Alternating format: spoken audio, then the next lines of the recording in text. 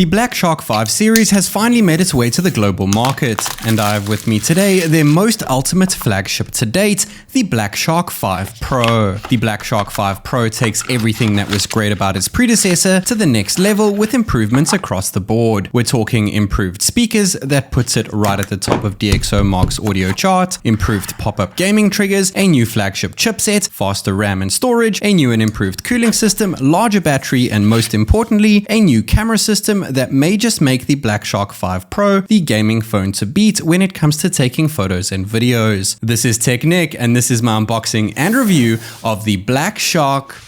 But wait, there's more. Black Shark have also sent me their latest true wireless earbuds that packs in active noise cancellation. Their name, the JOYUI Pro. The JOYUI Pro costs just $80 and can be picked up in either black or white, which of course match the colorways of the Black Shark 5 Pro. You can get up to 30 hours of playback with the included cradle, and a 15-minute charge in that case gives you up to 3 hours of playback. Not to mention they also have an IPX4 water resistance certification. They have large 12mm dynamic drivers, they're Snapdragon sound certified, they have a 40 millisecond low latency gaming mode, and let's not forget about their 40 decibel smart active noise cancellation, which can be adjusted to your preference based on 4 different ANC profiles. With that said, it's finally time to get back to the Black Shark. But wait, there's more. They have also sent through a mini figurine, a Black Shark mascot, I guess you could say. And her name is Shark Chan Talkanaut. I think it's a fitting name since, you know, she's apparently an astronaut. There's not much really to say about this figurine, other than that she'll prove useful when we test out the Black Shark 5 Pro cameras. Speaking of which, I think it's about time we unwrap this guy.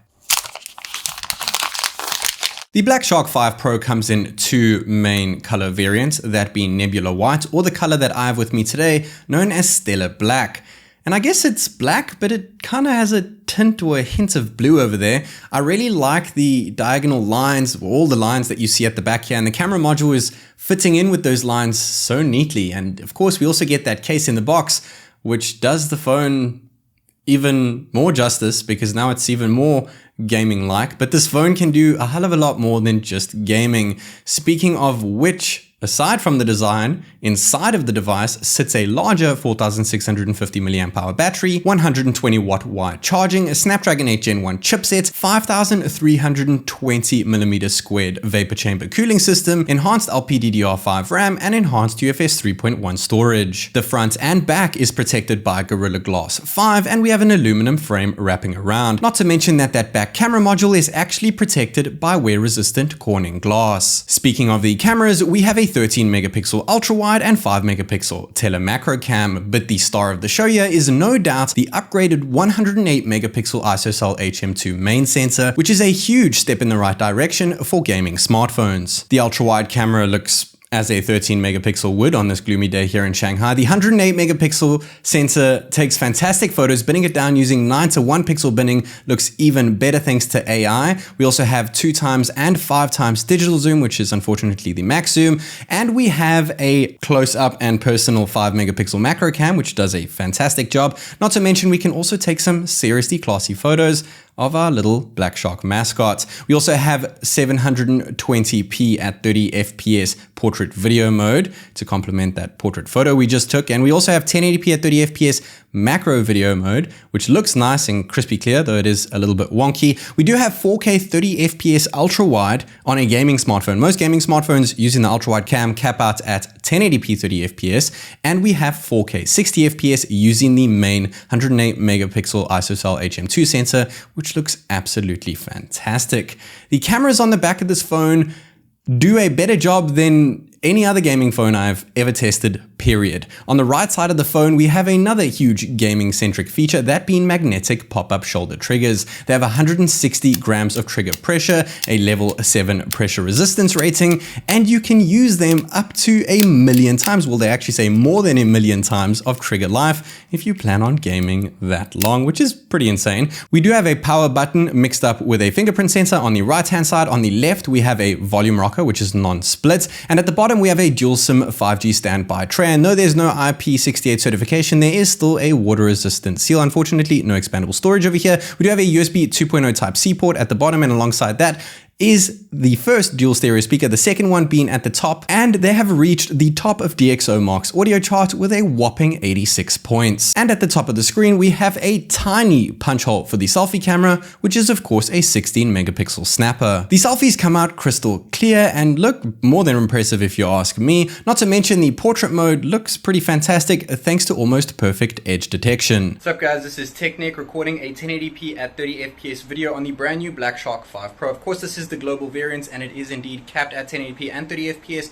when recording with the selfie cam. Bear in mind I am using frontal audio over here, so it's only picking up audio from the front of the selfie cam. So let me know your thoughts on the audio quality as well as the video quality. And we also have portrait video using the selfie cam. No, it's not perfect and it is capped at 720p and 30 FPS. The selfie camera isn't really a mixed bag. It's actually pretty decent for a gaming centric device. And powering on the device, we get to that wonderful Black Shark logo. We do have an always on display, and using that side mounted fingerprint sensor, which is of course physical, no under display fingerprint sensor over here, despite it being an AMOLED panel, it still does a very snappy job, as well as 2D face unlock, which utilizes the tiny selfie camera at the top, also nice and snappy. We have a 6.67 inch E4 AMOLED display. It is full HD plus with 395 ppi. It has a billion colors. It is 10-bit, has 100% DCI-P3 color gamma, not to mention that its peak brightness can reach up to a whopping 1300 nits. Let's get one thing out of the way here. This is not an Ulti-PO display, though we can choose between 60, 90 or 144 Hz refresh rate options. It is sitting at 144 Hz right now, so it will be fixed at 144 Hz no matter the application that you use. We also have a 720 Hz touch sampling rate, 8.3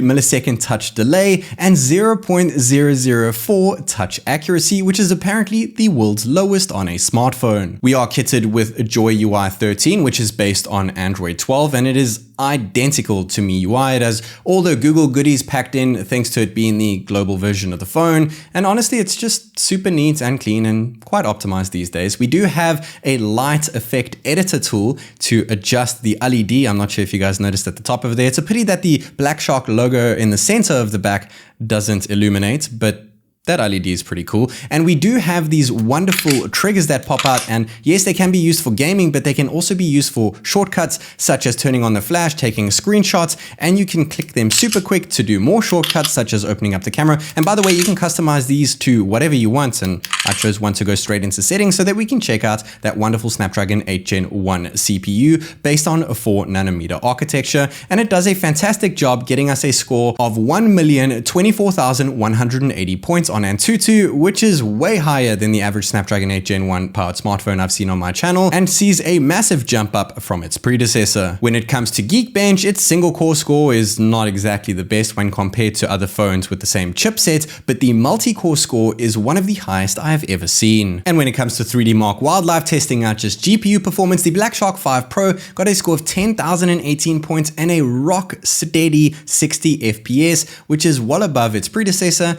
and other Snapdragon 8 Gen 1 powered smartphones I've personally tested. But of course, at the end of the day, it's not about benchmarks.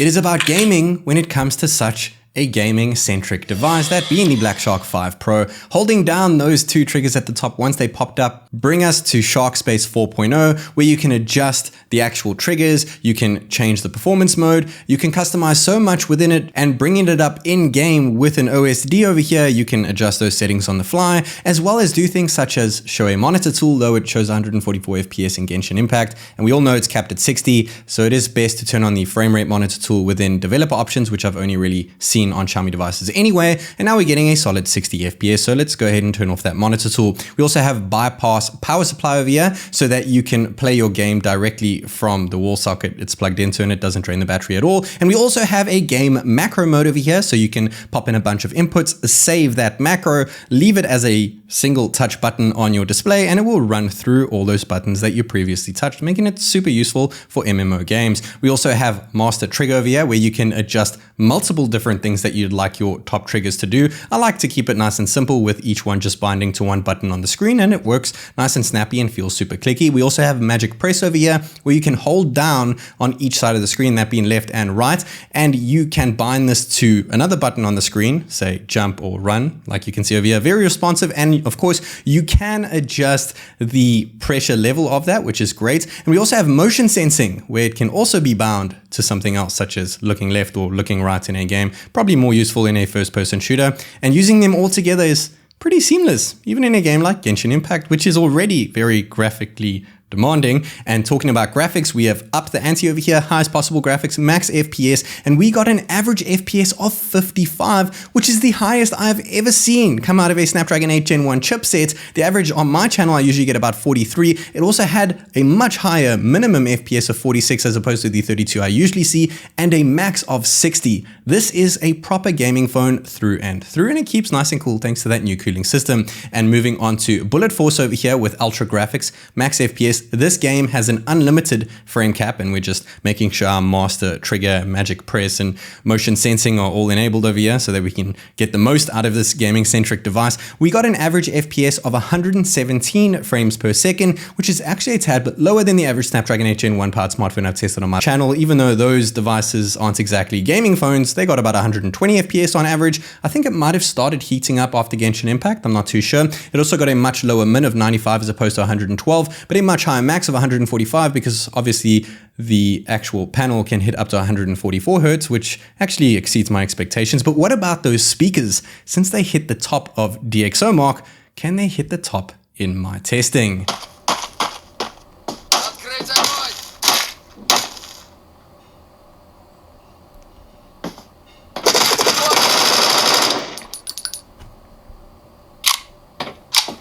And now it's time to test out the speakers when racing away in Real Racing 3.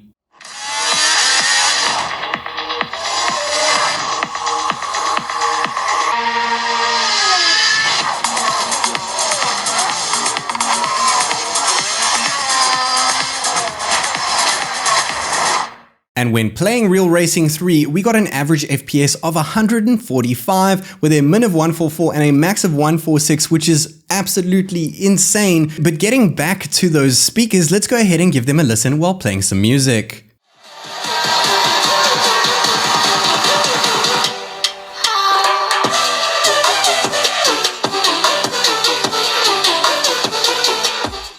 The Black Shark 5 Pro is everything I was expecting and more. It has an insanely good set of speakers. Like, honestly, you need to hear this thing in person. It has a very bright and colorful 6.67-inch E4 AMOLED display that packs in a silky smooth 144 Hz refresh rate and 720 Hz touch sampling rate with impressively low touch delay and touch accuracy. It has an improved cooling system to keep the Snapdragon 8 Gen 1 chipset at bay and has a set of reliable pop-up triggers which have multiple uses, making it easy to jump right into your favorite game. And if your favorite game drains your battery, you'll be happy to know that there's now a larger battery and extremely fast 120 watt charging that not only fully charges your phone up in just 15 minutes, but can be used as a power source thanks to bypass power supply, which will keep you gaming 24/7. But gaming is not the only thing you can do on this beast, since it has arguably the best camera system I have ever come across on a gaming-centric device. The ultra-wide and macro cams do a more than decent job, but the true star of the show here is that massive 108 megapixel ISOCELL HM2 main sensor, which takes impeccable photos and videos. The design is stunning thanks to its gaming-centric appeal slapped onto an anti-glare glass finish, and let's not forget about its subtle yet stylish RGB LED light, making the Black Shark 5 Pro appealing not only to smartphone gaming enthusiasts, but to any gamer out there that also enjoys taking class-leading photos and videos. This is Tech Nick, and I'll catch you in the next one.